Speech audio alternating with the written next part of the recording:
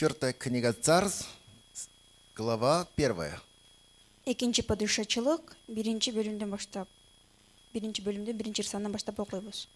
Стих с 1 по 6 стих. Биринчи ырсаптан баштап 6 ырсапка чейин. «И отложился Моав от Израиля по смерти Ахава, Ахаб өлгөндөн кийин Маап Исраилдан бөлүнүп кетти. Ахозия же упал через решетку с горницей своей, что в Самарии, и занемог, и послал послов, и сказал им: «Пойдите, спросите у Веелзевула, божества Акаронского, выздоровею ли я от сей болезни». Ахазай Самариядагы өз үйүнүн үстүңкү бөлмөсүнүн терезесинин тосмосунан жыгылып, ооруп жатып калды. Ошондо ал элчилерин мындай деп жөнөттү: «Баргыла, Экрон кудайы Белзебулдан сурагыла, мен ушул оорудан айыгамбы?» Тогда ангел Господень сказал Илии, фисвитянину: «Встань, пойди навстречу посланным от царя Самарийского, и скажи: разве нет Бога в Израиле, что вы идете вопрошать Веелзевула, божества Акаронское?» Ошондо Теңирдин периштеси Тиш билек Ильяска мындай деди: «Тур, Самария падышасы жиберген элчилердин алдынан чыгып, аларга мындай деп айт: Экрон кудайы Белзебулдан сураганы баргыдай эмне? Исраилда кудай жокпу?» «За это, так говорит Господь, с постели, на которой ты лег, не сойдешь с нее, но умрешь». И пошел Илья. Ошон үчүн Теңир жаткан төшөгүңдөн турбайсың, өлөсүң дейт. Ильяс жөнөп кетти. И возвратились к Ахозии посланные, и он сказал им: «Что это вы возвратились?» Анан элчилер Ахазайга кайтып келишти. Ахазай алардан: «Силер эмне кайтып келдиңер?» деп сурады. И сказали ему: «Навстречу нам вышел человек и сказал нам: пойдите, возвратитесь к царю, который послал вас, и скажите ему: так говорит Господь, разве нет Бога в Израиле, что ты посылаешь вопрошать Веелзевула, божество Акаронское? Зато с постели, на которой ты лег, не сойдешь с нее, но умрешь».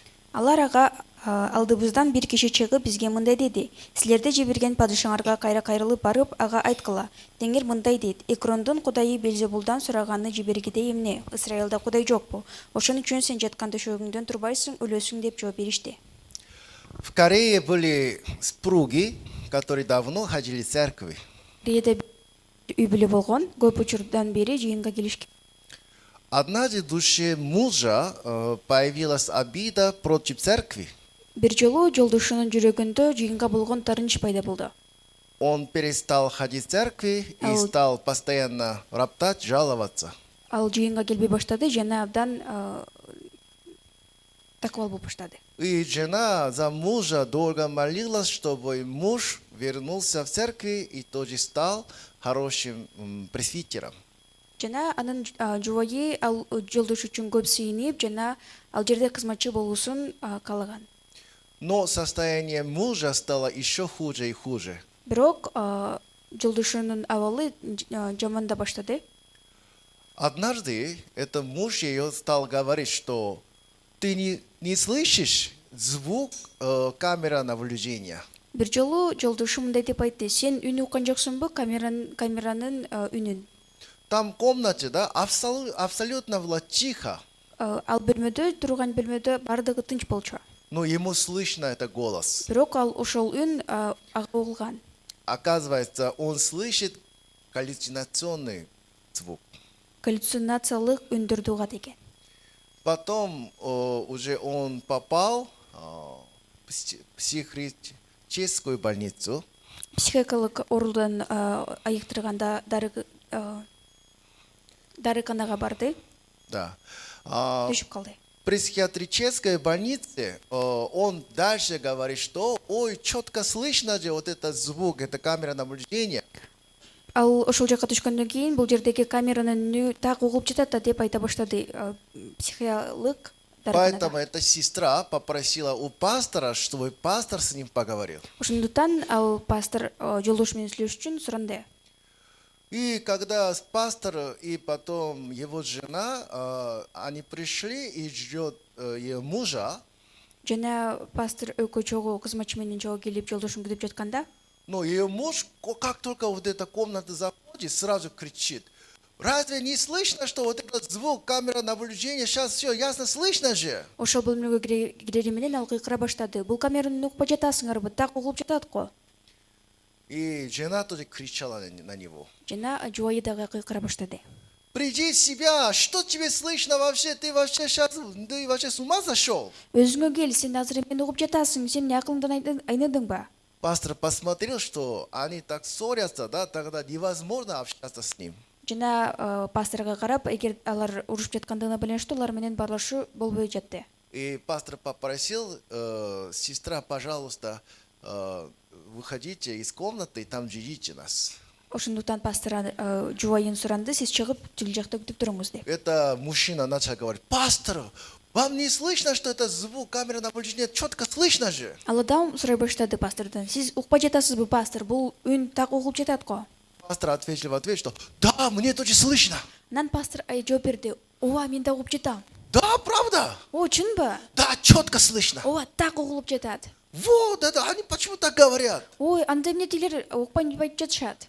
Но подождите, да, это только нам двоим слышно. Бирок күтө туруңуз, бул эки үн, бул экөөбүзгө гана угулуп жатат. Это другим людям не слышно. Бул башкаларга угулбайт. Поэтому, если вы говорите, что вам слышно это звук камеры наблюдения дальше, Ошондуктан эгерде бул камера кароонун үнү сизге дагы угулуп жатса, тогда вы не сможете именно от этого места уйти. эгерде ушул дагы деле үнү угулуп жатат десеңиз, анда бул жерден сиз кете албайсыз. Поэтому вам нужно говорить, что вам ничего не слышно. Ошондуктан сиз мага эч нерсе угулган жок деп айтышыңыз керек. Потому что это звук только нам двоим, только нам обоим слышно. Анткени бул үн бир экөөбүзгө гана угулат. А, пастор, оказывается так. Пастор ошондойбу? А я вас понял. Мен сизди түшүндүм. Потом жена вошла туда обратно. Анан жубайы кайрадан кирди ал бөлмөгө. Ты что, еще слышно звук камеры наблюдения? Ой, сага дагы деле видео байконун камерасынын угулуп жатабы? Муж отвечает: ты что, ничего не слышно? Анан жолдошу жооп берди. Сен эмне, мага эч нерсе угулган жок? Она вообще в шоке. Ал абдан таң калды. 5 минут назад 5 минут мурун, он кричал, что все слышно. ой, бардыгы угуп жатат деп бакырган болчу. Пастор, как вы пообщались с ним? Пастор, сиз аны менен кантип баарлаштыңыз? Потом еще врач что спросил: Анан дарыгер да сурады. вам это звук камеры наблюдения слышно? Бул видео байконун үнү сизге угуп жатабы? Вы что, тихо, ничего не слышно. Жок, бардыгы тынч, эч нерсе угулган жок. И так он выписался. Ал ушинтип дарыканадан чыкты. И в церкви он дальше уже, он нормально вернулся, он сейчас служит хорошо Богу. Ал кайрадан жыйынга кайрылып келип, жакшы азыр Кудайга кызмат кылып жатат. Есть такая болезнь, да, называемая как шизофрения. Мындай оору бар, аталышы шизофрения. Эта болезнь, об этом есть и фильм известный, это называемый это «Игры разума». Бул жөнүндө атайын тасма бар, анын аталышы игры разума деп аталат. Там Принстон университет был очень известный профессор. Принстон университетинде абдан белгилүү илимпоз болгон. Его зовут Джон Нэш. Анын аты Джон Нэш. Но вокруг этого человека 3 человека постоянно за ними следуют. Бирок ошол профессор артынан 3 адам дайыма барат. Где общежитие, да, его друг, который в комнате в имени, это Чарльз. Ошол чогуу жашай турган жерде анын досу Чарльз. И потом какой-то агент тоже появляется, его Парчер. Жана Парчер дагы жанында агент жүрөт. Еще где-то 7-8-летняя девочка, да, ее зовут Марси. Жана Марси деп аты бар кичинекей кыз 7-8 жашта. Это нереальности, Бул чындык эмес. это иллюзия, Бул жөн гана иллюзия. это просто галлюцинация. Жалган нерсе галлюцинация.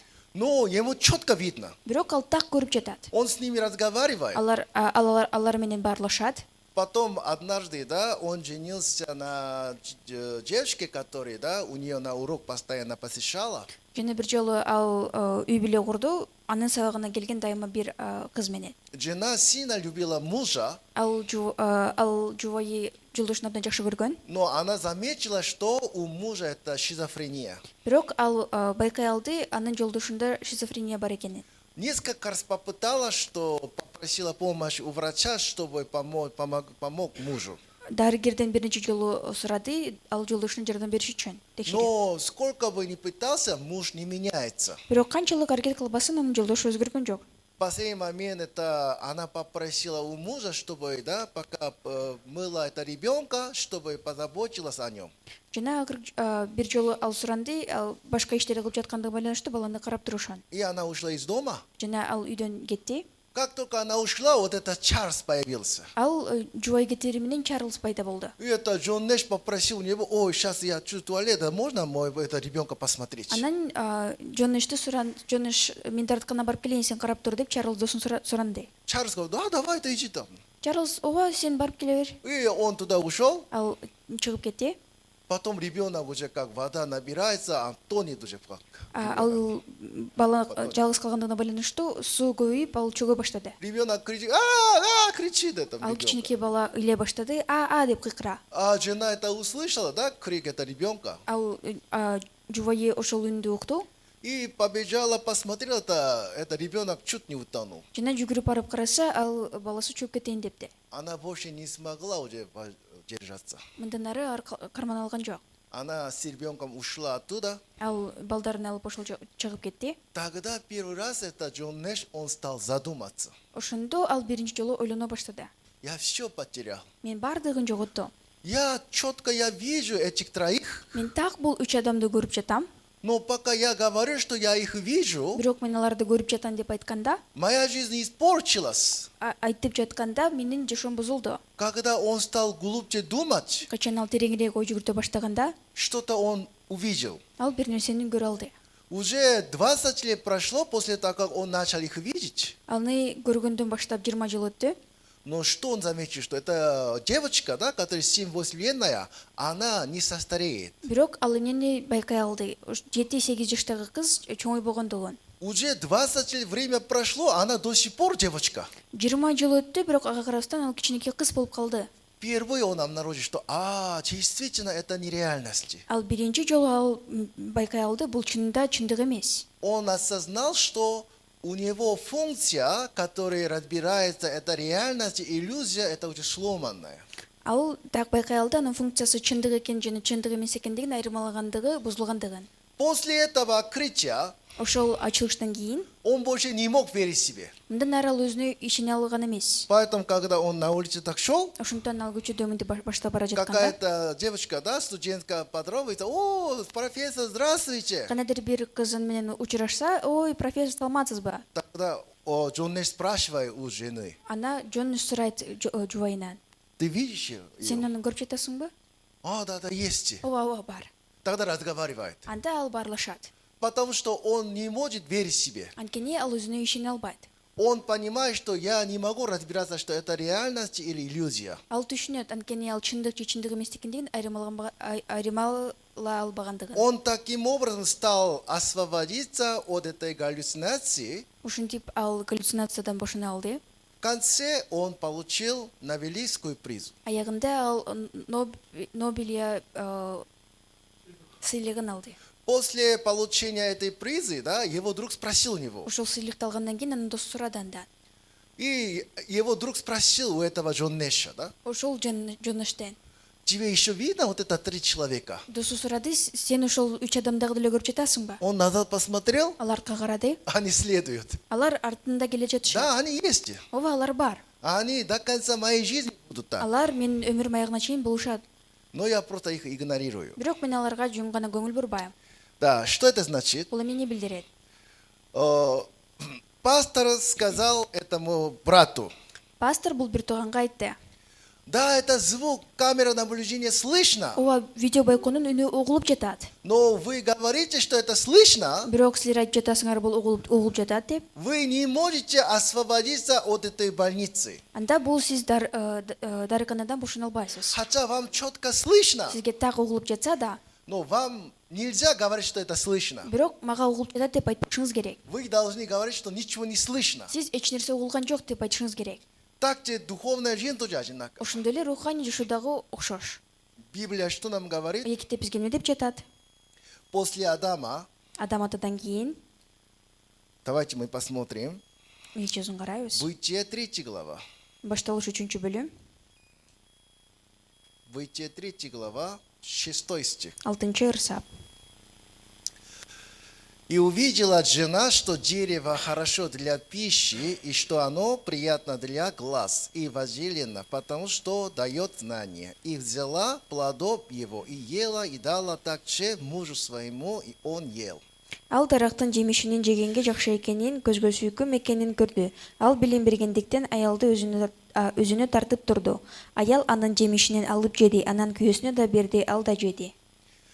Бог сотворил человека по образу Божию.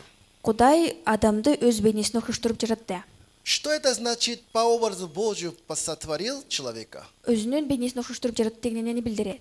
Человек живет по слову Господа. Адам Теңирдин сөзүнүн негизинде жашайт. То есть всякое решение человека Мындайча айтканда бардык адамдын чечимдери откуда происходит? кайсыл жактан пайда болот? От слова Бога происходит. Кудайдын сөзүнөн.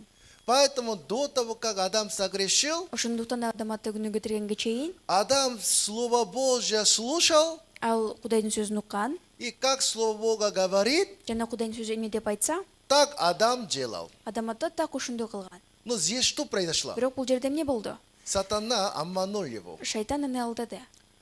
Если ты съешь плод от дерева познания добра и зла, Эгерде сен жакшылык менен жамандыкты айырмалган дарактын жемишин жесең, ты будешь как Бог. сен Кудайдай болосуң. Бог? Бул Кудай, Хорошо. ол жакшы.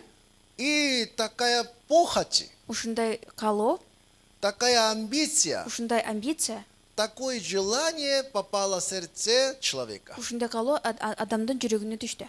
От этой амбиции, Ошол амбициянын негизинде когда смотрим на дерево, даракка караганда тогда хорошо, анда жакшы, приятно, сүйкүмдүү, воззелено. жагымдуу. Что это значит? Бул эмнени билдирет? Теперь человек живет Эми адам жашап по жатат желанию плоть, дененин каалоосу менен. по желанию глаз. Адам көзүнүн каалоосу менен жашайт. Теперь все, что наша плоть хочет, Эми биздин баардык денебиз эмнени кааласа, от этого все принимая решение жизни и живет человек. ошонун негизинен ал чечим чыгарып жана жашайт. Поэтому Библия что нам говорит? Ошондон китеп бизге эмне дейт? Человек стал плотью. Адам дене болду. До этого Ага чейин человек принимал решение жизни от Слова Божьего. ал өмүрүнүн чечимин Кудайдын сөзүнүн негизинде кыла алган. Теперь человек принимает решение жизни Эми ал жашоосундагы чечимди от желания плоть. денесинин каалоосунун негизинде чыгарат. Поэтому Библия что нам говорит? Ошондон китеп бизге эмне деп жатат? Ефесянам 2 глава откройте. Эфестиктерге 2 бөлүмдү ачыңыздар. 2 стих. 2 ырса. В которых вы никогда жили по обычаю мира сего, по воле князя, господствующего в воздухе, духа действующего ныне в сынах противления. Бир кезде бул дүйнөнүн адаты боюнча абада бийлик кылып жаткан төрөнүн жана Кудайга баш ийбеген адамдарда азыркы учурда аракеттенип жаткан рухтун каалоосу боюнча жашоочусуңар. Между которыми и мы все жили никогда по нашим плоским похотям, исполняя желания плоть и помыслов, и были по природе чадами гнева, как и прочие. Бир кезде мындай адамдардын арасында биз да дененин каалоолорун аткарып, оюбузга келгендей кылып, денебиздин күнөөлүү каалоолору боюнча жашачубуз. Байкалар сыяктуу эле табиятыбыз боюнча Кудайдын каарына кала турган адамдардан Да, болчубуз. человек раньше жил, исполняя Слово Бога жил. Адам мурун Кудайдын сөзүн аткарып жашаган. А теперь человек как живет? Эми адам кантип жашап жатат? Исполняя желания плоть и помыслов живет. Дененин каалоолорун аткарып, оюбузга келгенди кылып. Тогда Библия что говорит? Анда китеп эмне деп жатат? Были по природе чадами гнева. Башкалар сыяктуу табиятыбыз боюнча каарына кыла турган адамдардан болчубуз. Да, по природе чадами гнева какой смысл? Бул табиятыбыз боюнча каарына кыла турган бул кандай мааниге ээ? Их корень Алардын тамыры что? эмне? Похоти, Каалоо, амбиция. өзүнүн амбициясы. Я стану Богом. Мен Кудай болом. От этой похоти Ошол каалоодун негизинде, исходящее желание. кумардын негизинде пайда болгон каалоо. Вы для чего работаете? Сиздер эмне үчүн иштейсиздер? от этого желания. ошол каалоонун Вы негизинде. для чего на учебу ходите? Эмне үчүн сиздер окуу жайга барасыздар? От этого желания. Ошол каалоонун негизине. Вы для чего именно стараетесь делать добро? Эмнеге сиздер жакшы иштерди кылганга аракет кыласыздар? От этого желания. Ошол каалоонун Для айына. чего вы молитесь? Эмне үчүн сиздер сыйынасыздар? От этого желания. Ошол каалоонун негизине. Поэтому, что вы человек не делает, Ошондуктан адам эмне гана кылбасын? пост держит, Орозо кармайбы, молится, сыйынабы, пожертвует, курмандык кылабы, делает добрые дела. жакшы иштерди аткарабы? Что бы человек не делал бы, Адам эмне гана кылбасын? это все исходит от желания плоти. Мунун баардыгы дененин каалоосунун негизинен болот. Поэтому Бог что говорит? Ошондуктан Кудай эмне деп жатат? Все это по природе чадами гнева.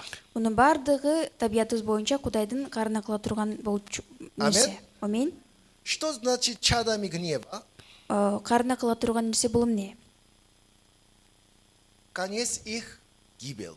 Алардын аягы өлүм. Амин. Амин. Да, нам нужно понять, Биз түшүнүшүбүз керек. почему Бог говорит, что у нас нет добра. Эмне үчүн Кудай айтып жатат, бизде жакшылык жок деп. Вы можете молиться, Сиздер сыйынасыздар, вы можете читать Библию, китеп окуй аласыздар, вы можете пожертвовать, курмандык кыла аласыздар, вы можете продать квартиру, батириңиздерди сата аласыздар, вы можете помогать людям, адамдарга жардам бере аласыздар, вы можете накормить бедных людей. колунда жок адамдарды тамак бере аласыздар. Но дело в том, что все это исходит от вашей плоти. Бирок мунун баардыгы жыйынтыгында денеден болот. Тогда, в конце концов, для чего вы все это делаете? Анда аягында мунун баардыгын эмне үчүн кылып жатасыздар? Как сатана говорит, Шайтан айткандай, вы будете как Бог. силер Кудайдай болосуңар. Все для этого делаете. Баардыгы ушул үчүн кылынат. Поэтому Бог что говорит? Ошондуктан Кудай эмне деп жатат? Какой красивый вид человек не делал бы? Кандай гана жакшы кылбасын адам, Какой добрые дела человек не делал бы? кандай гана жакшы иштерди кылбасын адам, Перед глазами Бога Кудайдын көз алдында все это переворот. мунун баардыгы башка тескерисинче. Все это мерзости. Мунун баардыгы жиркеничтүү. Все это лицемерие. Мунун баардыгы эки жүздүүлүк. Все это суть чадами гнева. Мунун баардыгы Кудайдын каарына кыла турган нерсе. Амин. Амин. Поэтому Бог что нам говорит? Ошондуктан Кудай бизге эмне деп жатат? У нас нет условия, чтобы мы получили благословение Бога, Бизде шарт жок Кудайдын батасын ала алыш үчүн, потому что все, что человек делает, исходит от похоти человека. анткени адам кылган нерсенин баардыгы адамдын кумары негизинде болот. Поэтому Бог приготовил другой путь. Ошондуктан Кудай башка жол даярдаган. Уже от человека никогда не исходит добро, Эми адамдан эч кандай жакшылык чыкпайт. поэтому Бог приготовил другой путь, Ошондуктан Кудай башка жол даярдаган. чтобы условия благословения происходило через Иисуса Христа. Батанын шарты Иса Машаяк аркылуу болуш үчүн. Так как у нас не было условия, Бизде шарт жок болгондугуна байланыштуу, так как у нас не было добра, бизде жакшылык жок болгондугуна байланыштуу, со стороны Бога для такого человека послал Иисуса Христа, Кудай тараптан ушундай адам үчүн Иса Машаякты жөнөттү. чтобы всякий человек через веру в Иисуса Христа, Бардык адам Исага болгон ишеним аркылуу, всякий человек через то, что принимает Иисуса Христа, бардык адам Иса Машаякты кабыл алгандыгы аркылуу имели жизнь вечную, түбөлүк өмүргө ээ боло алыш үчүн, чтобы никто не погиб, эч ким өлүп калбаш үчүн, но что имел жизнь вечную. түбөлүк өмүргө ээ болуш үчүн. Бог только одного Иисуса поставил. Кудай бир гана Иса Машаякты койду. И Библия что нам говорит? Жана китеп бизге эмне деп жатат? Из-за великой любви. Улуу сүйүүсүнүн негизинен. 4 стих, Ефесянам 2 глава. Эфесиктерге 2 бөлүм 4 урсап.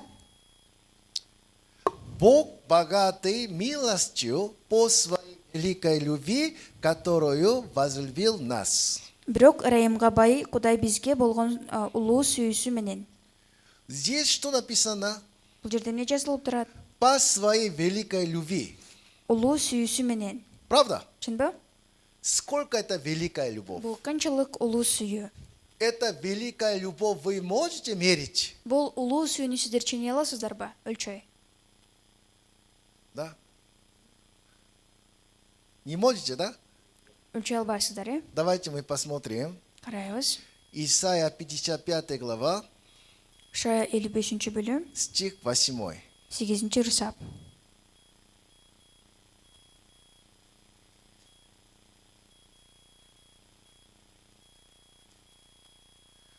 Мои мысли, не ваши пути, пути мои, говорит Господь.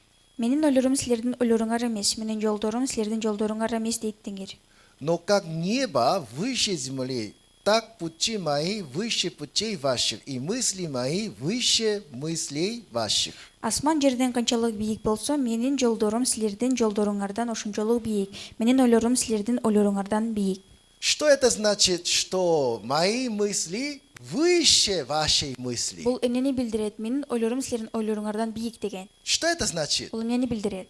В пространстве Бул абада мысли Бога выше находятся, чем наши мысли. Кудайдын ойлору биздикинен бийик турабы? Это не такое значение, да? Бул мындай мааниге эмес. Мои мысли выше вашей мысли. Какой смысл? Менин ойлорум силердин ойлоруңардан бийик деген кандай мааниге? Например, есть, да, такое слово «видимый луч». Такое слово вы знаете? Силер Видимый свет. көрүнгөн нур, Да, среди Луч жарык. лучей, да, есть видимый луч. көрүнгөн нерсенин арасынан көрүнгөн нур бар. Какой? Кандай? Как радуга, да? Красный цвет, да? Синий цвет, такой нам видно. Биз ар кандай түстөрдү көргөндөй эле Но радугадан. когда томографию, да, когда вы снимаете в больнице, Бирок сиздер дарыканада томографиядан өткөндө, это луч вам видно? сиздер ошол нурду көрө аласыздарбы? Вам не видно, да? Сиздер аны көрө албайсыздар. Хотя такой луч есть, Эгерде ошондой нур болсо но дагы, нашими глазами не видно. бирок биз аны көрө албайбыз өзүбүздүн көзүбүз менен. Потому что это луч выше, чем то, что мы можем видеть. Анткени бул нур биз көрө отургандан бийик. Есть звук, частота слышимого звука. Жана үн бар, биз угула тургандын сапаты.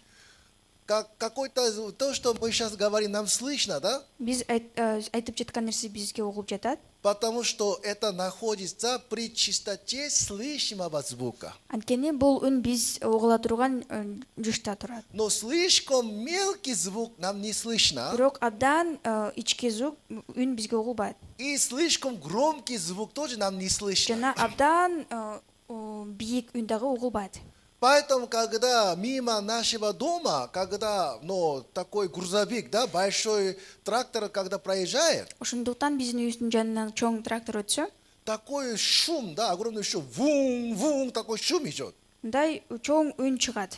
Тогда Котел. представляете, это земля, где мы живем, насколько больше, чем вот это трактор. Анда элестетиңиздер, бир жашап жаткан жер канчалык чоң ошол трактордон да. Эта земля крутится вокруг солнца Бул жер күндүн айланасынан жыйлат, с огромной скоростью. кыймылдайт, чоң Но ылдамдыкта. это шум вам слышно? Бирок бул сиздерге угулабы?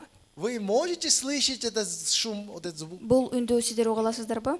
Не слышно, да? Угулбайт. Потому что такой звук гораздо выше, чем то, что вы можете слышать. Анткени мындай үн сиздер угула тургандан дагы бийик. Бог что нам говорит? Кудай бизге эмне дейт? Мои мысли выше ваших мыслей. Менин ойлорум силердин ойлоруңардан бийик. Что это значит? Бул эмнени билдирет? Любовь Господа Теңирдин сүйүүсү вашим разумом, силердин оюңар менен, вашим чувством силердин акылыңар менен жана сезимиңер менен не разумеется, аны биле албайсыңар. непонятно. Түшүнүксүз. Подобно тому, как какая-то частота звука нам не слышно, Ошондой эле бул кандайдыр бир үндүн жынышы бизге угулбагандыгындай эле, потому что слишком громкий. анткени ал абдан бийик. Так же любовь Господа тоже. Ошондой эле Кудайдын сүйүүсү да, Это слишком великая любовь. Кудайдын сүйүүсү дагы абдан улуу, Это слишком огромная любовь. абдан улуу жана бийик. Поэтому по нашему разуму Ошондуктан биздин акылыбыз менен нам невозможно понять. биз аны түшүнө албайбыз. Поэтому большинство людей, Ошондон көп адамдар когда получают благословение Бога, Кудайдын батасын алганда, все они думают, что из-за того, что я что-то хорошо делал. алар Так что, ойлонушат, мен жакшы иш кылгандыгым үчүн деп. почти все мужья Болжо менен баардык жолдоштор считая, что я столько хорошо делал, поэтому моя семья такая спокойная, так считаю. Ойлошот, мен ушунчалык жакшы иш кылгандыгым үчүн менин үй бүлөм мындай абалда деп. Например, я пастор, Мисалы мен пастормун, тогда какая мысль возникает? анда кандай ой менде пайда болот? Бог призвал меня в качестве пастора, потому что у меня что-то было хорошее, поэтому меня позвал. Ошондо мындай ой пайда болушу мүмкүн. О, мен жакшы кылгандыгым үчүн Кудай мени пастор кылып чакырды деп. Если кого-то поставить именно служителем, Эгерде кимдир бирөөнү кызматчы кылып койсо, диаконом диакон кылып или пресвитером, же кызматчы кылып, мы как считаем? анда биз кантип эсептейбиз? Что-то есть хорошее, поэтому этого человека поставил. Ой, бул адамда кандайдыр бир жакшы нерсе бар, ошондуктан бул адамды койду деп. Почему Авраам, отец веры, Анткени эмне үчүн Ибрайым ишенимдин как атасы? мы думаем? Биз кантип ойлойбуз? Авраам, он искренний человек, Ой, алтында чын жүрөктөн аткарган адам. он преданный Богу. Ал Кудайга берилген адам. Поэтому Бог этого человека поставил как отец веры. Ошондуктан ал адамды ишенимдин атасы кылып койду деп. Почему Петр первый ученик Иисуса Христа? Эмне үчүн Петр биринчи окуучусу Исаныкы? Потому что он хорошо ловил рыбу? Анткени ал жакшы балык кармаган үчүнбү? Конечно, нет. Жок. Потому что он какой-то теологический академию окончил? Анткени ал кандайдыр бир теология академиясын бүткөн үчүнбү? Нет. Жок. А почему тогда его поставил первый как ученик? Анда эмне үчүн аны биринчи окуучусу кылып коюшкан? Когда все другие ученики, они все боялись меня на корабле, Бардыгы алар кемеде башка окуучулары коркушканда кемеде. только Петр один по морю шел. Бир гана Петр суу үстүндө баскан. Молодец! Ой, азаматсың. Он такой достойный Ал ученик. ушундай татыктуу окуучу. Мы все так думаем. Биз баардыгы ушинтип ойлойбуз. Поэтому вам кажется, что когда Бог какого-то человека благословляет, Ошондуктан сиздер көргөндө кандайдыр бир адамга Кудай батасын бергенин, хотя вы устами не говорите прямо, оозуңуздар менен түз айтпасаңыздар да, все равно в душе вы думаете так. бирок жүрөгүңүздөрдө ойлойсуздар, жан дүйнөңүздөрдө. Потому что я хорошо молился. Ой, анткени мен жакшы сыйынгандыгым үчүн, Потому что чем другие люди, я читаю Библию. анткени мен башка адамдарга караганда мен китепти көбүрөөк окуйм. Все равно я никому плохой такой не делал. Мен эч кимге жаман нерсе кылган жокмун. Поэтому Бог меня благословляет. Ошондуктан Кудай мага батасын берип жатат. Так все люди думают. Ушинтип баардык адамдар ойлошот. Правда? Түшүнбү? То есть мы считаем любовь Бога, да, как? Нашим расчетом мы считаем. Биз Кудайдын сүйүүсүн кантип эсептейбиз, биздин өзүбүздүн эсебибиз менен. Скорее всего, из-за этого условия Бог Авраама благословил. Ушул шарттын негизинде Ибрайымга батасын берди Кудай деп. Из-за такого условия Бог Петра благословил. Ушундай кандайдыр бир шарттын негизинде Петрге Кудай батасын Я берди. еще раз говорю. Мен сизге дагы бир жооп жатам. Мысли Бога, как наши мысли, одинаковые или гораздо выше? Кудайдын ойлору биздин ойлорубуздай теңби же бийикпи? Мысли Бога нашими мыслями можно ли как измерить? Кудайдын ойлорун биздин ойлорубуз менен өлчөй алабызбы? Нашими мыслями можно ли считать? Биздин ойлорубуз менен эсептей алабызбы? Невозможно. Мүмкүн эмес. Поэтому Бог что говорит? Ушунтан Кудай эмне деп жатат? Мои мысли, не ваши мысли. Менин ойлорум силердин ойлоруңар эмес. Давайте мы посмотрим. Жазууну карайбыз. Бытие 50 глава, Башталыш 10-50 бөлүм, стих 15. 15 сап.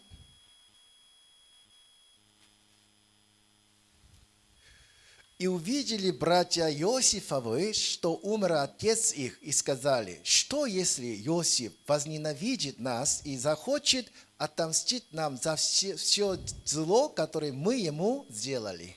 Жусуптун бир туугандары атасы өлгөндөн кийин Жусуп бизди жек көрүп калса эмне болот? Ага кылган жамандыгыбыз үчүн өч алгысы келсечи деп дешти. И послали они сказать Иосифу, отец твой перед смертью своей завещал, говоря. Дешип Жусупка мындай деп айттырып жиберишти: атаң өлөрдүн алдында Так скажите Иосифу, прости братьям твоим вину и грех их, так как они сделали тебе зло. И ныне прости вины рабов Бога отца твоего. Иосиф плакал, когда ему говорили это. Жусупка мынтип айткыла: бир туугандарың сага жамандык кылышты, алардын айыбы менен күнөөсүн кечир. Эми атаңдын Кудайынын кулдарынын айыбын кечир. Бул сөздөрдү айтышып жатышканда Жусуп ыйлады. Посмотрите. Караңыздар. Например, это братья Иосифа просто кулаком били Иосифа. Мисалы, Жусуптун бир туугандары Жусупту жөн гана уштумдап урушты. Да, Иосиф, ты такой плохой, так били. ой Жусуп сен ушундай жамансың деп. Тогда Иосиф получил удар, Анда Жусуп ал муштумду алды. неприятно. Жагымсыз. Потом через 13 лет, Анан 13 жылдан кийин потом уже Иосиф говорит, я простил вам. анан Жусуп айтып жатат, мен силерди кечирдим деп. Тогда всего лишь один удар. Анда жөн гана бир гана муштум жеди. Иосиф говорит, что я простил вам. Жусуп айтып жатат, мен силерди кечирдим деп. Тогда легко принимает. Анда жеңил кабыл алса болот. Это не трудно. Бул кыйын эмес. Но, например, Бирок мисалы, они делали максимально, да, плохое, да, зло, все делал. эң башкы бийик жамандыкты алар бардыгын кылышты. Хотя Библия так подробно не описывает. Ыйык китепте так бардыгын айтылбаса да, Например, как ногой как пинал его, мисалы аны буттары менен и тебишти, потом плюнул его. ага жанагы түкүрүштү. Не знаю как. Даже на него, да, что, на воздухе бросил. Билбейм, балким алар ага бокто ыргытышты. Его руку поломал, например. Балким алардын анын колун сындырышты. Да, все, что может, все натворил. Кыла алып турган нерсенин бардыгын кылышты. Тогда им кажется, что Иосиф может простить им Анда грехи. аналар кантип эсептейт, Жусуп алардын күнөөлөрүн кечире алабы? Если какие-то мелкие грехи, Эгерде кичинекей күнөө болсо, тогда можно верить, что Иосиф простил нам грехи. анда Жусуп күнөөбүздү кечире деп ишенсе болот. Это слишком большой грех, Бирок бул абдан чоң күнөө, слишком такой серьезный грех. абдан оор күнөө. Тогда трудно верить, что разве он может ли прощать такие грехи. Анда ишенүү кыйын болот, ушундай күнөөлөрдү ал кечире алабы деп. Поэтому они как думали. Ошондон алар кантип ойлошкон? Это человеку невозможно прощать такие грехи, которые мы натворили. Адамга биз кетирген күнөөлөрдү кечирүү мүмкүн эмес. Тогда почему Иосиф говорит нам, что я прощаю вам? Анда эмне үчүн Жусуп мен силерди кечирдим деп айтып жатат? Потому что отец жив. Анткени атасы тирүү. Если он отомстит нам, Эгерде бизден өч алса, тогда отец, которого он любит, ал сүйгөн атасы, жакшы көргөн, его душа болит. анын жан дүйнөсү ооруйт. Поэтому для отца, Ошондон атасы үчүн при живом отце, тирүү болгондо, он не может отомстить нам. ал бизден өч ала албайт.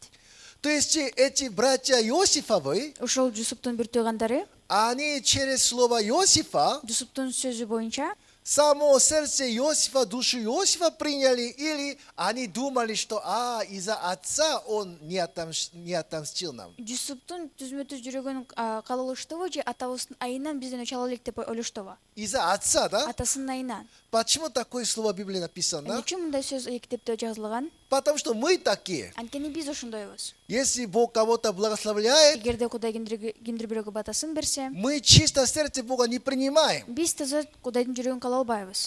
Наверное, я вчера 2 часа молился. Ой, мен кечээ күнү 2 саат тынбай синдим. Чем другие, я служу Богу. Башкаларга караганда мен көбүрөөк Кудайга кызмат кылам. Другие пропускают служение, Башкалар кызматка келишпейт. но я почти никогда не пропустил служение. Бирок мен көп калтырган жокмун. Поэтому Бог меня помиловал. Ошондон Кудай мага ырайым кылды. Бог меня послал в качестве миссионера, Кудай мени миссионер кылып жөнөттү. потому что среди всех братьев Анткени бардык бир туугандардын арасынан я во время строительства я искренне работал. курулуш учурунда мен чын жүрөктөн иштедим. Я уже столько времени я служил внутри церкви. Көп убакыттан бери мен жыйын ичинде кызмат кылдым. Я все делал то, что другие братья не делали. Мен бардык башка бир туугандар кылбаган нерсени кылдым. Поэтому Бог меня послал служителям. Ошондуктан Кудай мени кызматчы кылып жөнөттү. Если человек надеется на это, Эгерде адам ушул нерсеге үмүттөнсө, тогда большая проблема происходит. анда чоң көйгөй болот. Пока при живом отце не обнаруживается. Тирүү атасы болгондо ал байкалбайт. Когда их неверие обнаружится? Качан алардын ишенимсиздиги байкалат? Когда отец умер. Качан атасы өлгөндө? Тогда сразу страх придет. Ошондо ошол замат коркунуч келет.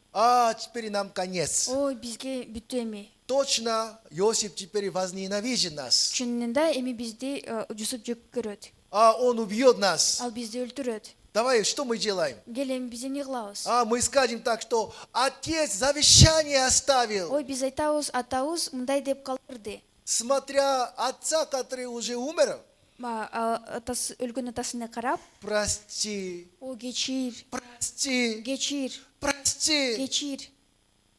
Значит, они верят, не верят, что Иосиф уже давно простил. Анда алар мурун эле Жусуп аларды кечиргендигине ишенеби же ишенбейби? Они верят, не верят, что уже Иосиф давно простил все их грехи. Жусуп алардын күнөөсүн мурун эле кечиргендигине ишенеби же ишенбейби? Почему они снова говорят прости, прости? Эмне үчүн алар кайрадан кечир деп айтып жатышат?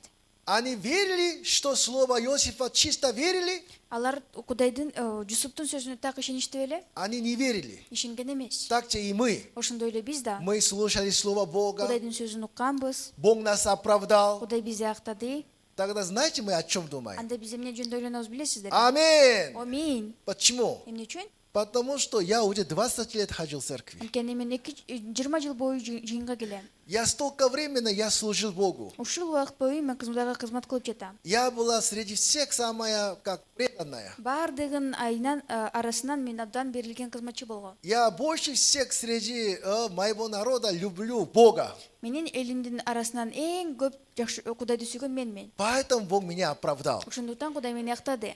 Тогда проблема происходит. Анда көйгөй пайда болот. Тогда, когда ваше поведение плохое, Качан сиздердин жүрүм-турумуңуздар жаман болсо, тогда, когда вы не можете молиться больше, качан мындан ары сиздер сыйына албасаңыздар, тогда, когда вы согрешите, качан сиздер күнөөгө киргенде, тогда, когда у вас что дело не получается, качан кандайдыр бир иш колуңуздардан келбегенде, когда все закончится, на что вы надеялись, сиздер үмүттөнгөн нерсенин баардыгы бүткөндө, сразу в вашей душе придет страх. ошол заман сиздердин жүрөгүңүздарга коркунуч келет. О, из-за того, что я вчера ругался с моей женой, Ой, кечээ күнү мен жубай менен урушкандыгым үчүн, а поэтому, скорее всего, Бог не хочет помиловать меня. ошондуктан Кудай мага ырайым кылгысы келбей жатат окшойт. А я вчера плохое дело делал, Ой, кечээ күнү мен жаман иш кылдым. поэтому сейчас я не выздоровею. Ошондуктан мен азыр айыга албай жатам. Хотя я долго молился, Мен көптөн бери сыйынсам да, почему Бог меня не исцеляет? эмне үчүн Кудай мени айыктырбай жатат? Потому что у меня что-то есть недостатки. Анткени кандайдыр бир менде кемчилик бар. Почему вера Бога разрушается? Эмне үчүн Кудайдын ишеними бузулат? Потому что многие люди не чисто само слово Бога верят. Анткени көп адамдар Кудайдын таза сөзүнө ишенбейт. Түз. Как братья Иосифовы. Жусуптун бир туугандарындай. Да, аминь. Ооба, аминь. Спасибо, что ты простил нам. Бизди кечиргендигиң үчүн рахмат. Я верю. Мен ишенем. Но как будто они верят Иосифа, Алар Жусупка ишенишкендей, но их жизнь Бирок не алар- смелая. бирок алардын жашоосу тайманбай турган эмес. Они не хотят часто встречаться с Иосифом. Алар көп Жусуп менен көрүшкөндү каалашпайт. Потому что перед Иосифом Анткени Жусуп алдында все равно они себя ощущают что-то неудобное, неловкости. өзүнүн ыңгайсыз сезишет. Почему? Эмне үчүн? Потому что они против Иосифа согрешили. Анткени Жусупка каршы күнөө кетиришкен. Поэтому лишний раз они не хотят с Иосифом разговаривать часто. Ошондуктан ашыкча алар Жусуп менен көп сүйлөшкүсү келбейт. Вам надо понять. Сиздер түшүнүшүңөр керек. Если они действительно верили в слово Иосифа, Эгерде алар чынында Жусуптун сөзүнө ишенишкен болсо, полностью у нас нет греха. толугу менен бизде күнөө жок. Полностью мы чистые. Толугу менен биз тазабыз. Теперь, живя с Иосифом, Эми Жусуп менен чогуу жашап, все наши шаги жизни биздин баардык жашообуздагы кадамдар чистые, таза, святые, ыйык, совершенные. жеткилең. Потому что Иосиф с нами. Анткени Жусуп биз менен. Тогда их жизнь была совершенно другая жизнь. Анда алардын жашоосу башкача болмок. Тогда израильский народ не стали бы рабами египтянам. Анда Исраиль элдери Египеттин кулдары болушмак эмес. Они могли бы полностью захватить Египет. Алар толугу менен Египетти баса алышмак. Они стали бы управляющими в Египте. Алар Египетти башкаруучу болушмак. Так же мы верующие люди. Ошондой эле бизде ишенген адамдар Мы слушали Слово Бога. Кудайдын сөзүн укканбыз. Бог нас О, оправдал. Кудай бизди актады. Аминь. Аминь. Спасибо. Рахмат. Мои грехи Менин прощены. күнөөрүм кечирилди. Но как сегодня сестра Гульза свидетельствовала, Бирок бүгүн биздин бир тууган Гүлзат Көлүсү айткандай, у меня не проявляется жизнь праведности. менде адил адамдын жашоосу көрүнбөй жатат. Что-то не так. Ой, эмнедир Мне туура эмес го? кажется, что-то неловко говорить, что я праведная. Мен адил адаммын деп айткан абдан ыңгайсыз го. Тем более, когда мы ошибаемся, Биз ката кетиргенде да, когда мы согрешаем, биз күнөө кетиргенде, еще более неудобно. андан дагы көрүү Я ыңгайсыз болот. чистый, Мен тазамын, я мен совершенный, жеткилеңмин, я мен святой. ыйыкмын. Это чуть неудобно говорить. Буларды айткан кичине ыңгайсыз. Поэтому я праведный, совершенный только говорит внутри церкви. Ошондуктан мен адил адаммын, жеткилеңмин деп жыйындын ичинде гана айтат. А уже дома Үйүндө болсо, перед людьми, адамдардын алдында, перед друзьями достордун алдында неудобно говорить, что я праведник совершенный. мен адил адаммын, жеткилең адаммын деп айткан Почему ыңгайсыз. так? Эмне үчүн ушундай? Почему жизнь не смелая? Эмне үчүн тайынбанбаз жашоо эмес? Почему не могут жить как дети Бога? Эмне үчүн Кудайдын балдары болуп жашай алышпайт? Почему с дерзновением не может общаться с Богом? Эмне үчүн алар Кудай менен баарлаша алышпайт? Почему с пастором Самонимом часто общаться обременительно? Эмне үчүн көп пастор Самони менен баарлашкан Почему к Богу кыйын? обращаться так неудобно? Эмне үчүн Кудайга кайрылган ыңгайсыз? Почему так сильно хочется? Я чаще хочу видеть пастора. Эмне Я чаще хочу видеть пастора. мен пасторду көп көргүм келет. Я чаще хочу с Самонимом кофе пить. Самони менен көп мен кофе ичким келет. Почему нет такой души? Эмне үчүн мындай жөнтөнө жок? Когда смотря на себя, Качан өздөрүнө карашканда есть много ошибок, көп каталары бар, есть много недостаток. көп жеткиленсиздиктер бар. Поэтому, чтобы прямо себя поставить во свете, Ошондуктан өзүн түз жарыкта коюш үчүн чтобы во свете смело общаться друг с другом. жарыкта түзмө-түз баарлаша алыш үчүн В душе есть некая тьма, жандын үстүнө кандайдыр бир караңкы бар, какое-то неудобство. кандайдыр бир ыңгайсыздык. Это спрячет. Мунун баардыгын Не говорит. айтпайт. Просто ходит в церкви, Жөн гана жыйынга келет, просто слушает слово. Кудайдын сөзүн угат. Тогда что происходит? Анда эмне болот?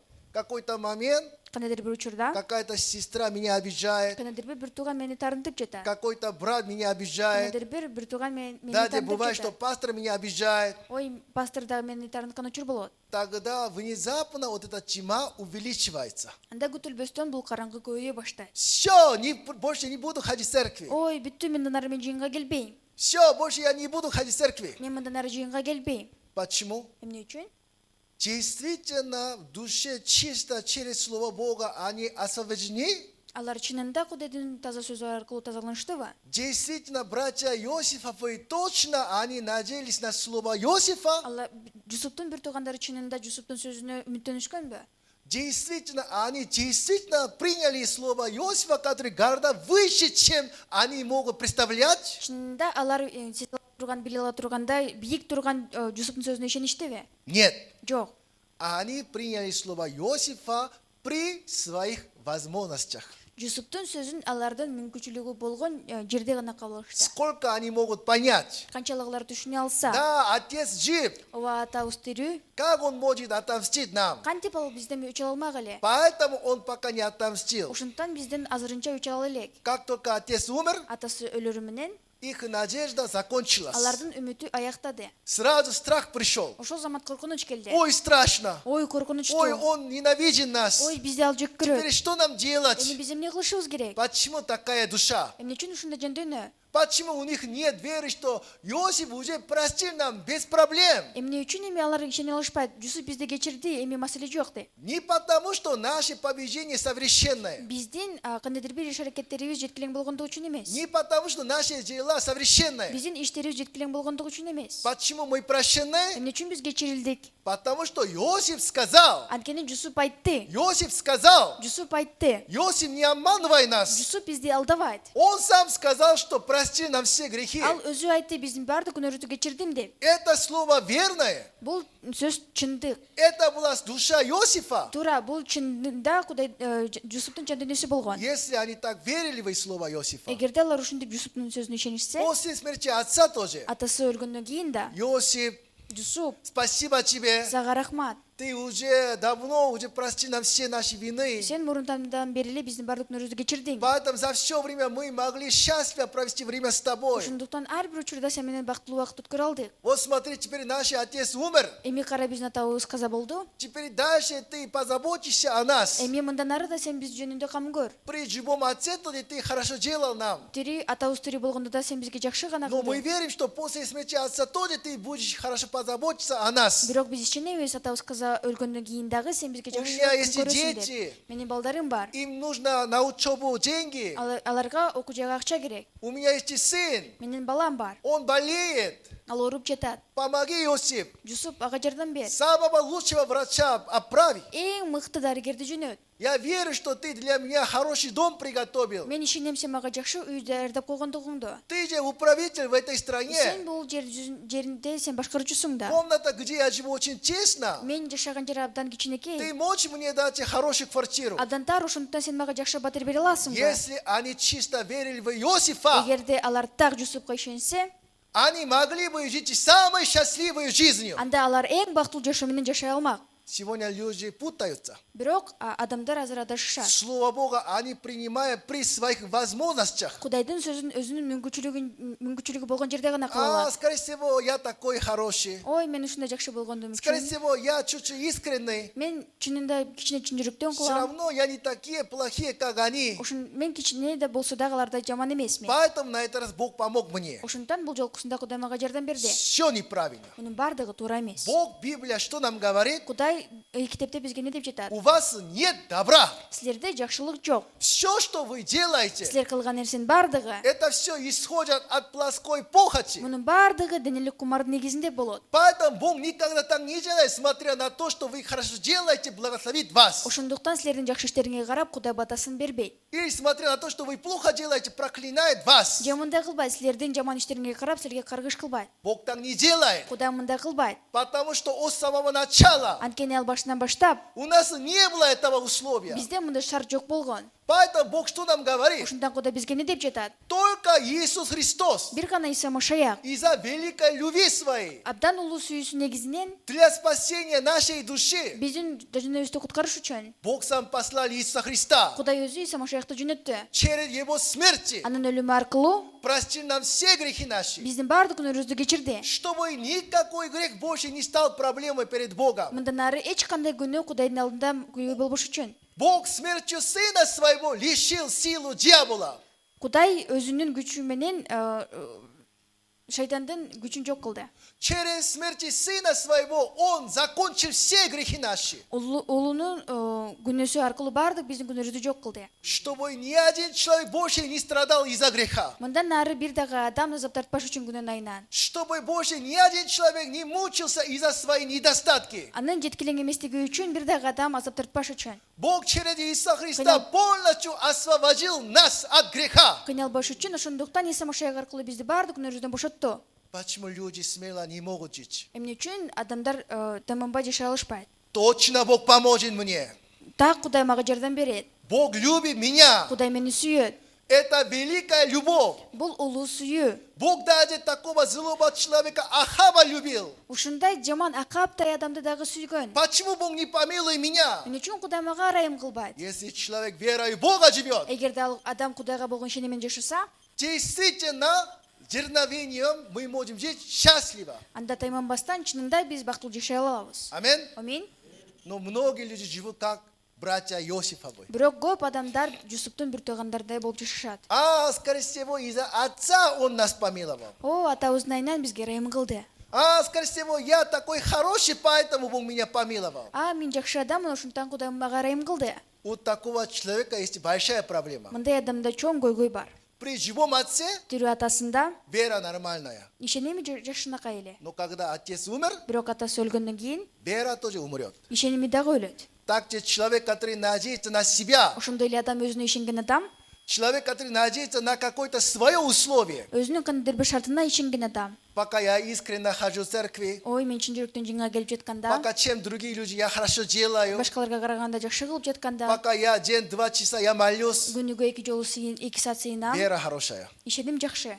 Но эта вера когда разрушится? Бирок бул ишеним качан бузулат? Когда вы ругались с женой, Качан сиздер жубайыңыздар менен урушканда, когда вы били своих детей, балдарыңыздарды урганда, когда вы что-то украли, бир нерсе уурдаганда, вы какой-то серьезный грех совершили. чынында бир кооптуу чоң күнөө кетиргенде, Мгновенно эта смелость и дерзновение пропадает. ошол замат, ошол тайманбастык бул жоголот.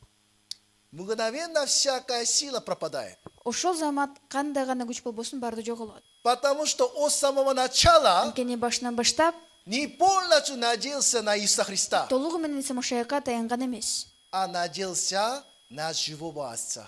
Анткени Анын ордуна ал тирүү атасына үмүттөнгөн. а надеялся на свою плоть. Өзүнүн денесине үмүттөнгөн.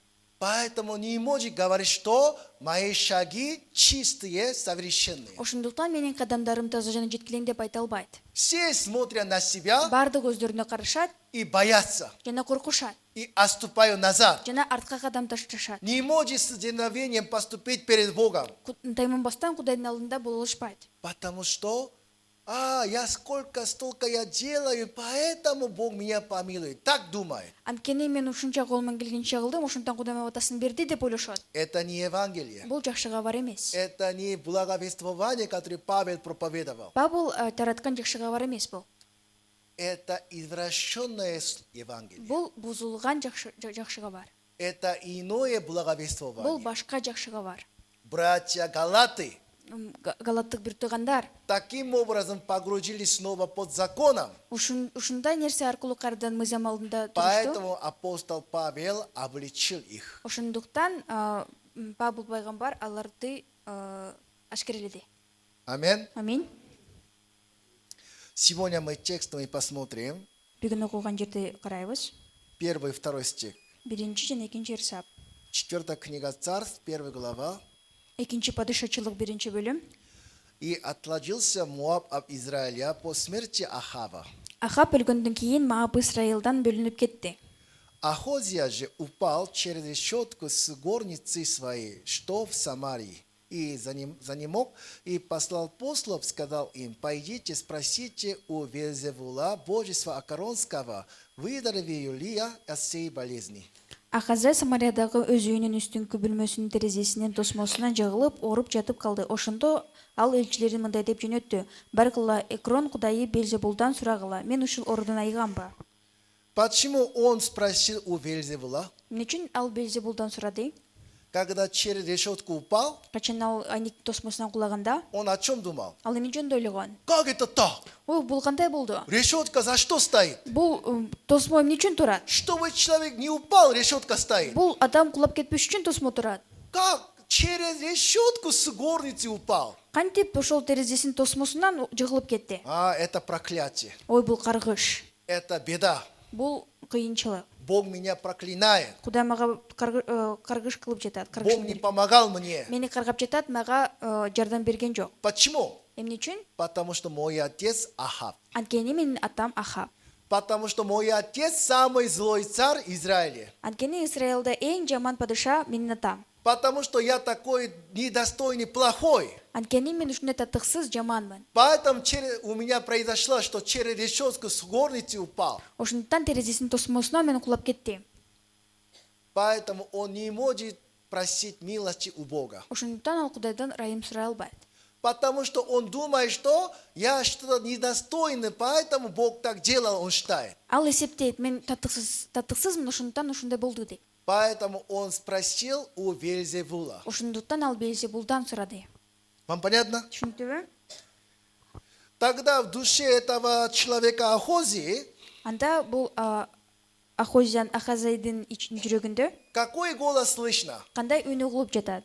Бог тебе не поможет. Кудай сага жардам бербейт. Вот смотри, ты через решетку упал. Кара, сен айниктин тосмосуна жыгылдың. Почему с тобой такое произошло? Сен эмне үчүн сен менен ушундай нерсе болду? Потому что ты недостоин. Анткени сен татыксызсың. Такой голос слышно. Ушундай үн угулуп жатат. Это галлюцинация. Бул галлюцинация. Это шизофрения. Бул шизофрения. Нельзя это слушать, такой голос. Мындай үндү укканга болбойт.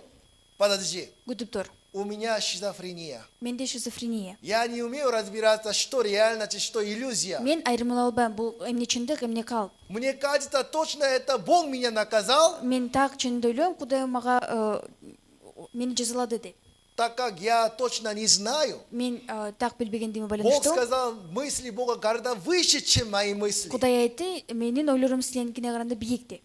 Я открою Библию, Мен китепти ачам. я уточню, какая душа Бога ко мне. Мен тактайм, Кудайдын жан дүйнөсү мага кандай. Тогда что Бог говорит? Анда Кудай эмне деп жатат? Я с тобой, Мен сени менен, я правой рукой держу тебя, мен сени оң колум менен кармап турам. я никогда не оставлю тебя. Мен сени эч качан калтырбайм. Бог что нам говорит через Библию? Кудай китеп аркылуу бизге эмне жөнүндө айтып жатат? Для такого человека, как Ахав, Ахабтай адам үчүн Я через Иисуса Христа простил все твои грехи. Иса Машиах аркылуу сенин баардык күнөөңдү кечирди. Из-за того, что Ахаб плохой, я тебя не помилую, такого нету. Ахаб жаман болгон үчүн мен сага дагы ырайым кылбайм деген мындай жок. Именно для самого злого человека я отдал своего сына.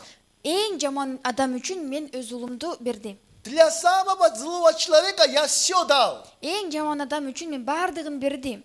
Поэтому для Бога не важно, что ты какой человек. Ошондуктан Кудайга маанилүү эмес, сен кандай адамсың. Среди людей самый злой человек, для такого Ахаба Бог своего сына отдал. Адамдардын арасында эң жаман Ахабтай адам үчүн өз уулун берди. Но для Бога только больно одно. Бирок Кудайга оор болгон нерсе бир нерсе. Почему ты меня не веришь? Эмне үчүн сен мага ишенбейсиң? Почему ты пошел у Вельзевула спросить? Эмне үчүн сен Белзебулдан сураган бардың? Почему ты меня не искал? Сен эмне үчүн мени издеген жоксуң? Почему ты меня не верил? Сен мага эмне үчүн ишенген жоксуң? Чем все зло, которое ты делаешь? Сен баардык кылган жаман иштерден да, Чем все зло, которое твой отец Ахаб делал? сенин атаң Ахаб кылган жаман иштерден да, Твой отец Ахаб даже пророка Божия уничтожил. сенин атаң Кудайдын кызматчысын дагы жок кылды. Из-за Ахаба 3,5 года дождя не было на этой земле. Ахабтын айынан 3,5 жыл бою бул жерде жаан болгон жок. Из-за Ахаба вся страна испорчилась. Ахабтын айынан баардык өлкө бузулду. Но я для такого Ахаба своего сына отдал. Бирок ушундай Ахаб үчүн мен өз уулумду бердим. Но чем все эти зло, которое Ахаб делал, Бирок Ахаб кылган нерсе баардык жаман иштердин арасынан сейчас ты меня не веришь. Это гораздо больше зла. сен азыр мага ишенбегендигиң бул эң чоң күнөө. Ты почему меня не Бул веришь? эң чоң жамандык. Сен үчүн мага ишенбей жатасың. Это то, что сегодня через это слово Бог хочет нам сказать. Ушул сөз аркылуу бизге Кудай айткысы келген нерсе. Первая книга Царств, 14 глава, 6 стих. 14 бөлүм, 2 Падышачылык 14 бөлүм, 6 ырсак. И сказал Йонафан слуге оруженосцу своему: ступай, перейдем к отряду этих необрезанных. Может быть, Господь поможет нам, ибо для Господа нетрудно спасти через многих или немногих. Жанатан курал көтөргөн жигитине жүр, бул сүнөткө отургузбагандардын тобуна өтөлү. Балким Теңир бизге жардам берер. Анткени көп киши аркылуу болобу, же аз киши аркылуу болобу, Теңир үчүн уткаруу кыйын эмес деди. Йонафан то сын Саула. Жанатан дагы Шабулдун баласы. У Йонафана тоже нет никакого условия, чтобы Бог его помиловал. Жанатанда дагы эч кандай шарт жок Кудайга ырайым кылыш үчүн. Йонафан никогда с Богом не разговаривал. Жанатан эч качан Кудай менен барлашкан эмес. Бог Йонафану никакое обещание не дал. Жанатанга Кудай эч кандай убада берген эмес. Йонафан с пророком Самуила то не так разговаривал. Шамуил менен дагы ал барлашкан эмес. Даже в 14 главе пока с Давидом тоже еще не встретился. 14 бөлүмгө чейин ал Дөйт менен дагы көрүшкөн эмес. Он просто сын Саула. Ал жон гана Шабулдун баласы. Из-за Йонафана всякая проблема произошла. Жанатандын айынан ар кандай маселе болду. Йонафан трогал филистимлян. Филистимдерге ал кол тийгизди. Поэтому такая проблема произошла. Ошондуктан ошондой маселе көйгөй пайда болду. Например, из-за одного человека Мисалы бир адамдын айынан в этой стране война произошла. бул өлкөдө согуш башталды. Тогда он хороший человек. Согуш болду, анда бул адам жакшы адамбы? Из-за тебя. Сенин айыңан. Вот смотри, вся эта проблема из-за тебя. Кара, бардык көйгөлөр сенин айыңан. Всякая вина ты. Бардык күнөөлүү сенсиң. Ты виноват. Баарына сен күнөөлүүсүң. Такой человек именно Йонафан. Мындай адам ушул Жанатан. Но когда он сказал, может быть, Бог поможет нам. Бирок ал айткандай эле, балким Кудай бизге жардам Если берер. Бог поможет нам, Эгерде Кудай бизге жардам берсе, тогда, как песок берегу моря, столько много войска. анда көл жээгиндеги кумдардай ушунча көп аскерлер, Это без проблем. бул маселе эмес. Мы победим. Биз жеңебиз. Сколько вера Бога великая. Кандай гана Кудайдын ишеними бийик. Если сегодня в вашей душе, Улуу, эгерде сиздердин жандүңүзүрдө если вы действительно верите в Бога, бүгүн сиздер чынында Кудайга ишенсеңиздер, тогда, я через решетку упал, ой, мен терезенин тосмосуна кулап кеттим. значит, Бог хочет меня исцелить. Анда Кудай мени айыктыргысы келип жатат. Бог хочет действовать в моей жизни. Кудай менин жашоомдо иштегиси келип жатат. Если человек слепым родился, Эгерде адам сокур болуп төрөлсө, это не из-за какого-то греха. анда кандайдыр бир күнөөнүн айынан эмес. Это для того, чтобы в нем явились тела Божьи. Ал аркылуу Кудайдын иштери көрүнүш үчүн, Бог кереметтери. сейчас хочет действовать в моей жизни. Азыр Кудай менин жашоомдо иштегиси келип жатат. Какое-то гонение происходит, Кандайдыр бир куугунтук болот, какая-то проблема происходит, кандайдыр бир көйгөй болот, какая-то трудность происходит. кандайдыр бир кыйынчылык болот. Сейчас Бог хочет действовать. Азыр Кудай иштегиси келип жатат. Если в вашей душе, Эгерде сиздердин жандүрүңүздөрдө, независимо от своих дел, сиздердин ишиңиздерден көз каранды если эмес, вы можете чисто верить в Всевышнего Бога, сиздер улуу Кудайга ишене алсаңыздар, ваша жизнь совершенно меняется. анда сиздердин жашооңуздар жеткилең болуп өзгөрөт. Совершенно другая жизнь будет. Жеткилең башка жашоо болот. Почему все время, я ничего не могу? Ой, көп учурда эмне үчүн мен эч нерсе кыла Почему я албайм? такой? Эмне үчүн мен ушундаймын? Почему так тяжело? Эмне үчүн мынча кыйын? Почему ничего не Эмне получается? үчүн менин колуман келбей жатат? Все из-за того, что в вашем сердце не на Бога надеетесь. Унун баардыгы анткени сиздердин жашооңуздарда Кудайга ишенбейсиздер. В вашей душе чисто на Бога надеялись бы. Үмүттөнбөйсүздөр, эгерде Кудайга үмүттөнгөн болсоңуздар, Тогда, несмотря ни на то, что, анда эч нерсеге карабастан, вы сможете с дерзновением поступать. тайманбастан сиздер баардыгын кыла аласыздар. Аминь. Аминь.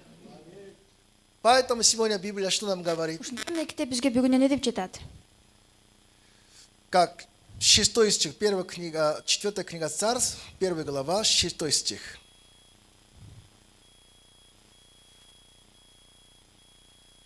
Экинчи падышачылык 1 бөлүм 6 ырса. И сказал ему, навстречу нам вышел человек и сказал нам, пойдите, возвратитесь к царю, который послал вас, и скажите ему, так говорит Господь, разве нет Бога в Израиле, что ты посылаешь вопрошать Вельзевула, божество Коронское? Зато с постели, на которой ты лег, не сойдешь с нее, но умрешь.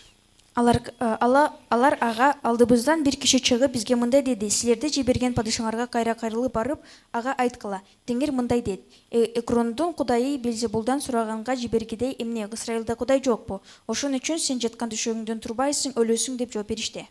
Почему многие люди не могут сойти с этой постели? Эмне үчүн көп адамдар бул төшөктөн тура алышпайт? С постели болезни, Орунун төшөгүнөн, с постели греха, күнөөнүн төшөгүнөн, с постели проблемы, көйгөйлөрдүн төшөгүнөн, с постели трудностей. кыйынчылыктардын төшөгүнөн. Почему не можешь сойти оттуда? Эмне үчүн алар ал жерден тура алышпайт? Господи, Теңир, Ты для такого меня, как Ахав, Ахавта мен үчүн Ты отдал своего сына Иисуса. өзүңдүн улуңду Исымшакты берди.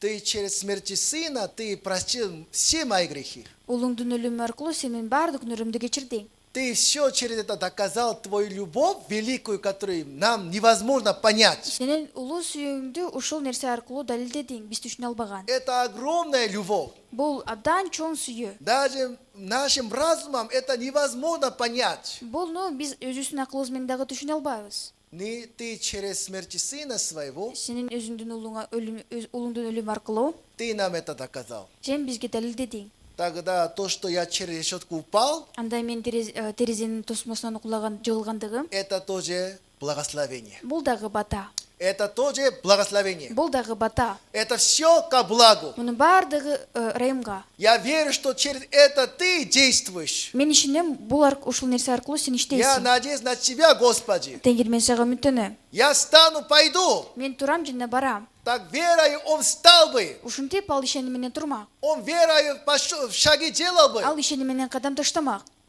Ему не нужно было там в постели лежать и умереть. Анда ага төшөктө жатып өлүшүнүн кереги жок болчу. Почему многие люди не могут освободиться от греха? Эмне үчүн көп адамдар күнөөлөрдөн бошоно алышпайт? Почему не могут вставать от постели болезни? Эмне үчүн орунун төшөгүнөн тура алышпайт? Почему не может вставать от постели проблемы? Эмне үчүн көйгөйлөрдүн төшөгүнөн тура алышпайт? Из-за отсутствия веры. Ишеними жок болгондугун айынан. Не из-за греха, Күнөөнүн айынан эмес. не из-за недостатки, Жетишпегендик не из-за болгондугу үчүн эмес. обстоятельства, Кандайдыр бир жагдайдын айынан эмес. из-за отсутствия веры на Господа. Теңирге болгон ишеним жок болгондугунун айынан. Сегодня через это слово, что Бог хочет вам сказать? Бүгүнкү сөз аркылуу Кудай силерге эмнени айткысы келип жатат? Разве в Израиле нет Бога? Исраилда эмне Кудай жокпу? Разве в вашей жизни нет Бога? Эмне силердин жашооңордо Кудай жокпу? Разве в вашей жизни нет Иисуса? Эмне силердин жашооңордо Иса жокпу? Почему вы ищете другого Бога? Эмне үчүн силер башка Кудайды иштеп жатасыңар? Почему вы обращаетесь к другому Богу? Силер эмне үчүн башка Кудайга кайрылып жатасыңар? Если вы обращаетесь к Богу, который спас вас от греха, Эгерде силерди күнөөлөрдөн куткарган Кудайга кайрылсаңар, если вы обращаетесь к Богу, который так сильно любит вас, эгерде так силерди сүйгөн Кудайга кайрылсаңар, Он сразу поднял бы вас от постели вашей. ошол заман силерди силердин төшөңөрдөн көтөрмөк. Аминь. Аминь. Я хочу вам сказать одно. Мен сиздерге бир нерсени айткым келет. Не из-за Отца Бог вам простил ваши грехи. Атасынын айынан силердин күнөөлөрүңөрдү кечирген жок. Не из-за вашего условия Бог вас помиловал. Силердин шартыңардын негизинде силерге Кудай ырайым кылган жок. Только из-за великой любви Бога Бир гана улуу Кудайдын сүйүүсү менен Бог вам дал Иисуса Христа Кудай силерге Иса Машиахты берди. и спас вас от греха. Силерди күнөөлөрдөн куткарды. И только смотря на этого Иисуса, Жана бир гана Исага карап, сегодня Господь в вашей жизни действует. бүгүн силердин жашооңордо Теңир иштеп жатат. Аминь. Аминь. Верите в Бога. Кудайга ишенгиле. Бог с вами. Кудай силер менен. На этом закончим. Ушунун аягына чыгарабыз. Помолимся. Сыйынабыз. Отец Небесный, мы благодарны Тебе. Асмандагы Ата, биз сага ыраазыбыз.